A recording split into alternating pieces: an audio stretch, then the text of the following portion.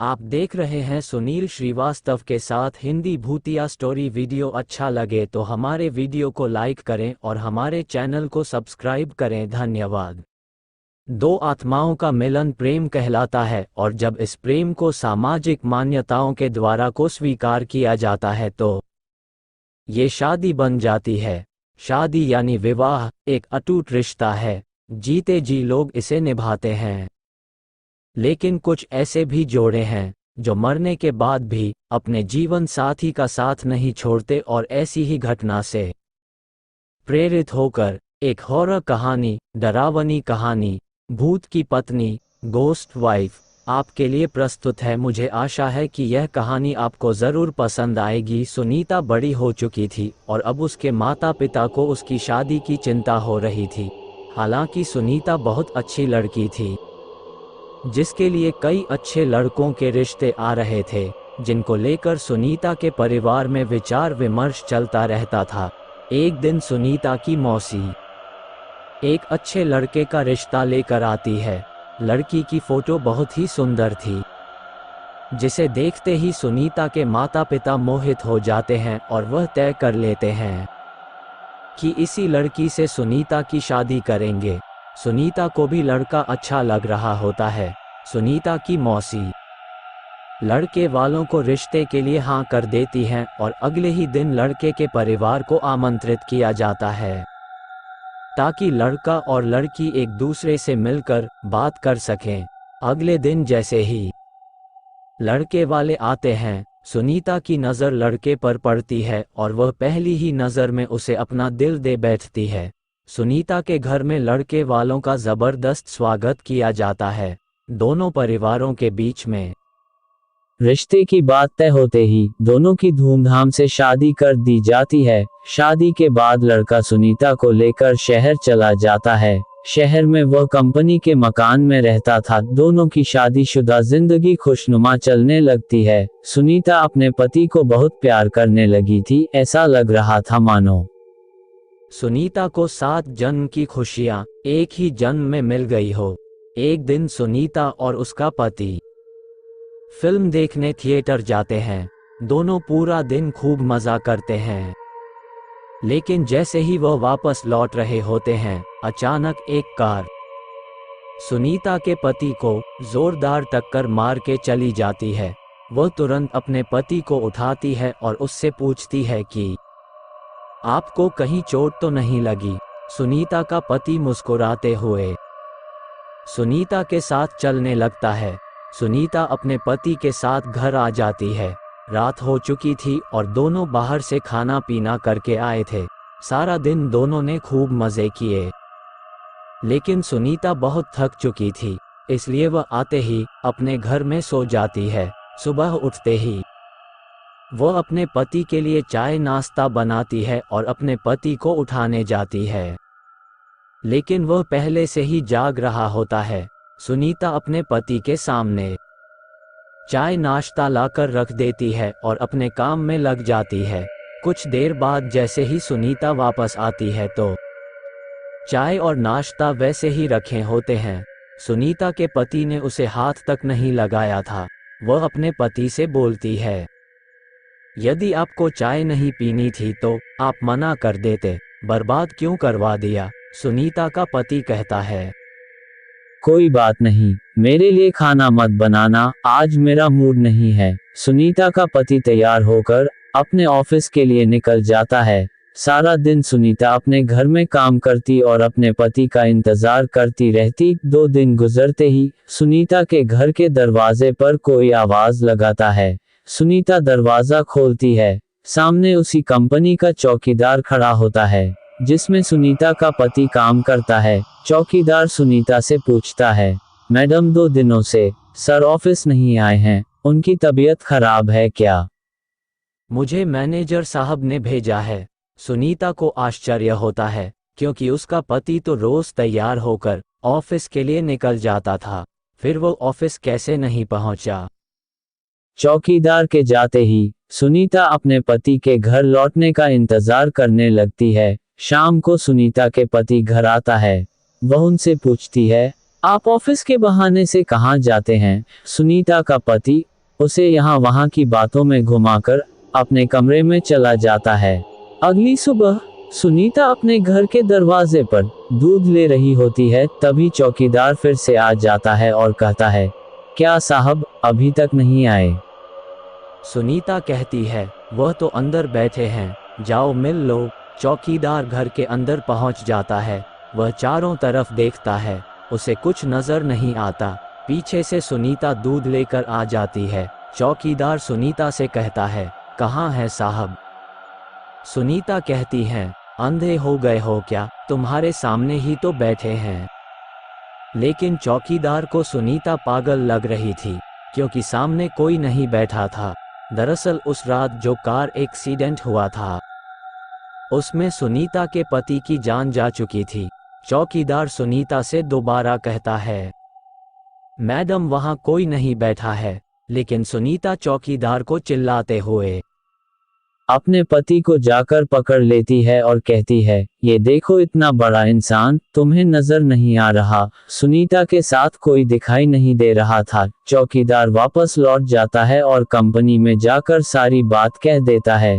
जब कई दिनों तक सुनीता का पति काम पर नहीं आता तो कंपनी की तरफ से दिया हुआ कमरा खाली करने के लिए नोटिस भेजा जाता है। सुनीता नोटिस पढ़ते ही चिंतित हो जाती है और अपने पति से कहती है, आप कंपनी में काम कर रहे हैं, फिर क्यों हमें इस घर से निकलना होगा? सुनीता का पति भूत बन चुका था, लेकिन सुनीता उसे साधारण समझ रही थी। उसी शहर में एक पुराना घर था जो कई सालों से बंद पड़ा था और वहां कई भूतिया आत्माएं रहती थी। सुनीता का पति उसे उसी घर में चलने को कहता है। सुनीता अपने पति की बातों में आ जाती है और उसके साथ जाकर वहीं रहने लगती है। सुनीता ने इंसानों से रिश्ता खत्म कर दिया था और अपने पति के साथ भूतिया दुनिया में ही जीना सीख गई थी। दरअसल सुनीता अपने पति की बातों से पूरी तरह संतुष्ट हो चुकी थी। सुनीता को इस भूतिया घर में ही धीरे धीरे डर का एहसास होने लगता है। वह अपने पति के अंदर बदलाव देख रही थी, लेकिन वह अपने पति के प्यार में इतनी दीवानी थी कि उसे एहसास ही नहीं था कि वह भूत की पत्नी, गोस्ट वाइफ बन चुकी थी। कुछ दिनों बाद सुनीता के सास ससुर शहर आते हैं। सुनीता अपने पति से कहती है, मम्मी पापा का फोन आया था, वह 2 घंटे में स्टेशन पहुंच जाएंगे, उन्हें जाकर ले आओ। सुनीता का पति उससे बाहर जाने का बहाना कर देता है और उसी को स्टेशन जाने को कहता है। सुनीता अपने सास ससुर को स्टेशन से जाकर ले आती है। सास ससुर आते ही अपने बेटे यानी सुनीता के पति के बारे में पूछते हैं। सुनीता कहती है, वो अभी किसी काम से बाहर गए हैं, कुछ देर में आ जाएंगे। सुनीता अपने सास ससुर के आने से बहुत खुश थी। वो उनके खाने की सारी तैयारियां करने लग जाती है। लेकिन शाम होने के बाद भी जब सुनीता का पति घर नहीं आता तो सभी चिंतित हो जाते हैं। सुनीता के पति का फोन घर में ही रखा रहता था, इसलिए वह उससे संपर्क नहीं कर पा रही थी। सुनीता के साथ उसके सास ससुर भी अपने बेटे से मिलने का इंतजार कर रहे थे। पूरी रात गुजर जाती है, लेकिन सुनीता का पति घर नहीं आता। सभी परेशान होकर उसका इंतजार करते रहते हैं। सुनीता के ससुर उससे पीने के लिए पानी मांगते हैं और जैसे ही सुनीता उनके लिए पानी लेने जाती है, उसे अचानक उल्टियां होने लगती है। सुनीता को उल्टी करता देख उसकी सास उसके पास आकर उसका हाल चाल पता करती है। बुजुर्गों का अनुभव विज्ञान से भी अधिक माना जाता है, इसलिए सुनीता की सास उसे तुरंत बता देती है, लगता है तुम माँ बनने वाली हो बेटी। सुनीता माँ बनने की बात सुनते ही मुस्कुराने लगती है। सुनीता ये बात अपने पति को बताने के लिए उतावली हो रही थी, लेकिन उसके इंतजार की घड़ियां बढ़ती जा रही थी। देखते ही देखते 5 दिन गुजार चुके थे, लेकिन सुनीता के पति का कुछ पता नहीं चल रहा था। तभी तीनों पुलिस थाने में शिकायत दर्ज कराने जाते हैं। पुलिस वाले सुनीता से कहते हैं, 5 दिनों से तुम्हारे पति गायब है, लेकिन तुम्हें अब याद आ रही है। सुनीता ने जवाब देते हुए कहा, सर वो ऐसा 1-2 बार और कर चुके हैं, इसलिए मैं इसे सामान्य घटना समझ रही थी। लेकिन जब 5 दिनों से उनका पता नहीं चला तो मुझे लगा हो सकता है वह कोई खतरे में हो। पुलिस पर रिपोर्ट दर्ज कर लेती है और जांच पड़ताल शुरू कर देती है। पुलिस की तहकीकात शुरू हो चुकी थी और 2 दिनों में ही पुलिस को सुनीता के पति की सच्चाई पता चल जाती है और पुलिस वालों की बात सुनते ही सुनीता और उसके सास ससुर के पैरों तले जमीन खिसक जाती है। पुलिस के अधिकारी कहते हैं कि आपके पति तो 3 महीने पहले ही कार दुर्घटना में मर चुके हैं और लावारिस समझकर उनका अंतिम संस्कार भी नगर निगम के द्वारा कराया गया था, जिसकी रिपोर्ट सरकारी अस्पताल में मौजूद है। फिर आप कैसे कह रही है कि वो 5 दिनों से लापता है? लेकिन सुनीता ये बात मानने को तैयार ही नहीं थी, क्योंकि वह अपने पति के साथ 3 महीनों से दाम्पत्य जीवन गुजार रही थी और उसी के चलते वह गर्भवती भी हो चुकी थी। सुनीता पुलिस से अपने बच्चे का जिक्र करती है।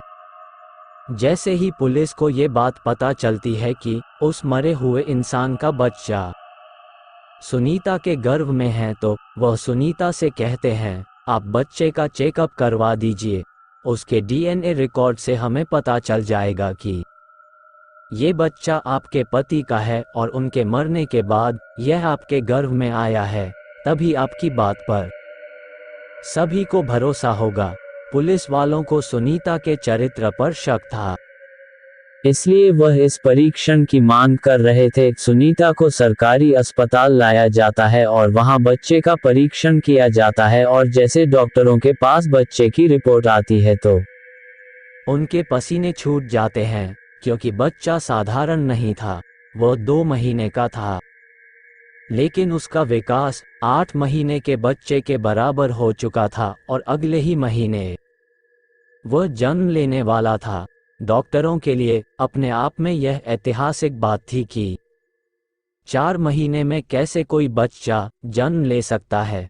डॉक्टर सुनीता के हालात के बारे में विचार कर ही रहे होते हैं कि अचानक सुनीता के पेट में दर्द बढ़ने लगता है। डॉक्टर सुनीता के इतने जल्दी बिगड़ते हुए हालातों को समझ नहीं पा रहे थे। सुनीता को आपातकालीन कक्ष लाया जाता है।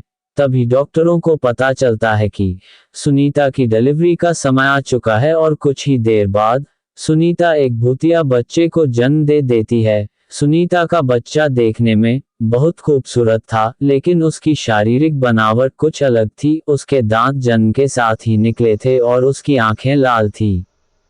डॉक्टरों ने ऐसा बच्चा पहली बार देखा था। डॉक्टर उसका शारीरिक परीक्षण करते हैं। बच्चे के शरीर के अंदर सभी अंग सामान्य इंसानों की तरह ही थे। इस बच्चे के बारे में प्रमाण मिलते ही पुलिस को यकीन हो जाता है कि सुनीता सही कह रही थी, ये बच्चा उसी के पति का है। पुलिस ने अपने जीवन में ये पहला केस था जहां कोई भूत पिता बना था। सुनीता को अपने पति के मौत की खबर पर यकीन नहीं था, लेकिन सभी के कहने पर उसने यह मान लिया था कि उसका पति अब इस दुनिया में नहीं है। इसलिए वह अपने बच्चे और सास ससुर के साथ अपने गांव वापस लौट जाती है और अपने भूतिया बच्चे के साथ अपने पति की याद में जीवन बिताने लगती है। और इसी के साथ इस कहानी का पहला भाग समाप्त हो जाता है।